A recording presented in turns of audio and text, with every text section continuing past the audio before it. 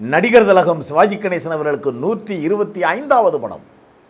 எப்போவுமே இந்த 25வது படம், 50வது படம், 75வது படம், 100வது படம், 125வது படம், 150, 175, 200 இது மாதிரியான அந்த வரிசையில் இந்த எண்களை கொண்ட அந்த பட வரிசை வரும்போது நடிகர்கள் உள்பட எல்லோரும் கவனமாக இருப்பார்கள். அந்த படம் கண்டிப்பாக ஓடிடணும்.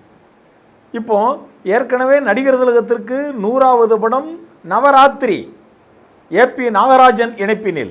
இப்போ நடிகர் திலகத்துக்கு 125வது படம் நல்லா வரணும் எங்கக்கூடிய ஆதங்கத்தில் சிவாஜி கணேசன் அவர்கள் ஏவிஎம் நிறுவனத்தை அணுகி என்னுடைய 125வது படத்தை நீங்கள் தயார் செய்யுங்கள், நான் கால் சீட்டு தருகிறேன் என்று அவர் சொல்ல, ஆஹா நடிகர் திலகமே சொல்லுகிறாரே, முக்கியமாக இந்த படம் மிக நன்றாக வர வேண்டுமே, அவர் நம்பித்தானே கொடுக்காரு. இந்த படம் கண்டிப்பாக வெற்றி அடையணும்னா ஏவிஎம் நம்பி கொடுத்தா அவங்க பொறுப்பாக வேலை செய்வாங்க அப்படின்னு நடிகர் திலகத்திற்கு தெரியும். அனுபவஸ்தர்கள் ஒப்படைச்சாச்சு.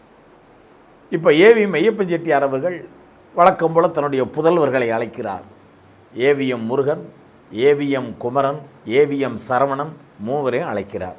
எப்பா நடிகர் திலகமே சொல்லிட்டாரு, அவருடைய 125வது படமா கதை நல்லா வரணும்.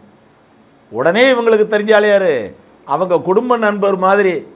கதை விவாதம் என்றாலே இவங்க மிகவும் நம்புகிறவர் ஜாவர் சீதாராமன் அவர்கள்.